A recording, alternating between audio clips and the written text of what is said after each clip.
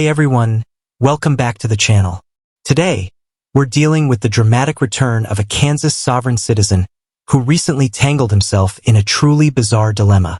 He demanded an in-person jury trial over Zoom from Texas. Yeah, that's not how jury trials work. They're pretty much always in person. But now he's managed to stumble into another mess.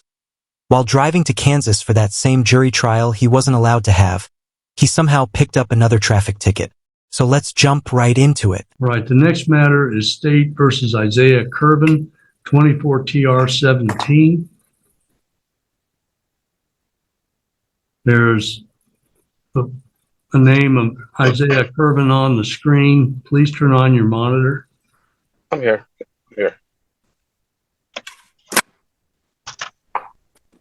Mr. Curvin, is the headgear you're wearing a religious item? It's a cap. I'm outside. It was snowing out here. I'm in Oklahoma City. I'll take it off in a second. That's why I got my jackets on. Yeah, it's kind of cold outside. No problem. All right. This is your first appearance. We were scheduled for an earlier date. Mr. Curvin did not appear at that time. A 30-day suspension letter was ordered to be sent. Mr. Curvin apparently contacted the clerk's office following at some point in intervening and requested hearing. So we're here today for first appearance. Mr. Curvin, you are charged with driving without a valid driver's license or no DL. That is a Class B non-person misdemeanor.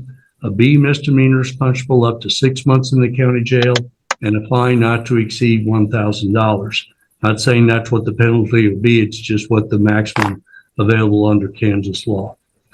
You have the right to a trial if you are subject to a jail sentence, or if that's a possibility, then if you wish to have an attorney but could not afford one, you could apply to the court. If you met the financial guidelines, then I would appoint an attorney to represent you. However, if a person is not facing a jail sentence, then they're not entitled to court-appointed counsel. He's staring down potential jail time, which means he does qualify for a court-appointed attorney. The real question is whether he's smart enough to accept one. And honestly, that's not much of a debate.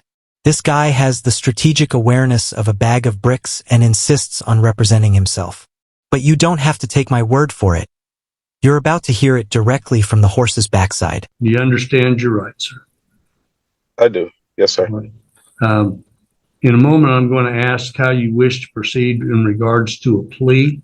Right now, do you have a plan in regards to an attorney? Are you hiring an attorney, asking the court to appoint, representing yourself? Represent myself, Your Honor. Very well. Mr. Curvin, you looks like you're 33 years old. So absent some other compelling reason, you'd be able to represent yourself. If you wish to, I'm going to ask what your plea is. If you wish to have a trial, if you wish to, I don't know if you qualify for a diversion, if you wish to try to get the case resolved either through counsel or yourself with the county attorney's office, any of those things, then your plea should be not guilty. If you choose to plead guilty, then we would proceed to sentencing. I would hear from both parties in a pronounced sentence. If you plead no contest, then if the state were to present what we refer to as a proffer, a person who's pleading no contest are not challenging the charge, but they're not pleading guilty per se. If there's a proffer that supports the facts that would result in a guilty verdict, then that person would be found guilty and we'd proceed to sentencing in the same manner as I described before. With those things in mind, how do you wish to plead? Guilty, not guilty, or no contest? Are we on the record? Yes. Well, on the record before I make a plea, I'd like to simply state that I do not understand the nature and cause of action in regard of the elements of my personal jurisdiction, the venue, and the nature cause of action until the prosecution has properly alleged them for me, and therefore I'm not able to enter a plea until then. I'd like to know if it's going to be if I'm going to be tried under common law, or is it going to be under maritime law? Let's clear up his favorite fantasy. No, this case isn't under maritime or admiralty law. Kansas is landlocked, and he didn't allegedly commit his crimes while captaining a pirate ship. It's also not common law, because Kansas has a full set of revised statutes that clearly define criminal behavior and the penalties that follow. Just to spell it out, he's being charged under Kansas statutory law, Article 2, Section 8 to 235, which states that anyone operating a motor vehicle on a Kansas roadway must have a valid driver's license. Can you speak up a little bit? It's difficult to hear you. I got my headphones on. Did you hear what I said, or just what part did you need to I heard part of what you said, so. Okay. I was saying, for the record, I did not simply understand nature and cause of action bring about against me with regards of the elements of our persona jurisdiction, and also the nature cause of action until the jurisdiction, the prosecution has let me know what they're going to try me underneath, so I can let you know what I'm going to make my plea. I'm not really sure if it's under common law or is it maritime law. So I can know how to defend myself, and then I can enter my plea. All right. Have you filed a motion for discovery in this case? I filed in I put a special appearance in affidavit in about a week ago. Well, there's something that's listed as correspondence in the court file. I'm looking at it now. It's not an official pleading. Neither does it state that you've requested information from the state that we refer to as discovery. You didn't receive. I emailed. I actually faxed the special appearance. Did you receive it? Whether he received the charges or not doesn't matter. Here's the reality. He can't make some magical special appearance because, newsflash, he's not a lawyer. He can either represent himself or hire someone trained to do it for him. Those are the only doors in this hallway. A document that looks like it is served or before a notary in Oklahoma that reflects what appears to be your signature and says respondent beneficiary of the named defendant constitutional rights / benefits. It should Is be that like the document you're referring to? Yeah, I think is it just only one they went through? Because there's like 4 or 5, a few pages that went through, not just one. There's a 1-page document. There's only one. It's supposed to be more. I faxed the more over there. It was supposed to be like 4 pages. It's 1 page. Where it begins is at the top. It says the Supreme Court said in U.S. versus Mirsky. Yeah, I have a copy right here with me. I think you're just referring to the last page, and I sent like 4 pages of them. I think I got it notarized at the end of it, and I think the notary already sent the last page to you, but it was supposed to be 4 more pages to go with that, and that was the special appearance. All right. Are you entering a plea of guilty, not guilty, or no contest? Can I enter a plea at the moment because I'm not sure what I'm going to be tried under. What jurisdiction am I going to be tried under? I do not understand the nature of the cause of action bring up front of me. This might be the most misunderstood constitutional right these sovereign citizen types love to butcher. You do not have the right to understand the charges against you.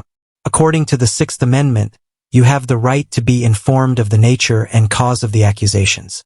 Informed, not educated, not enlightened, not spoon-fed until comprehension dawns.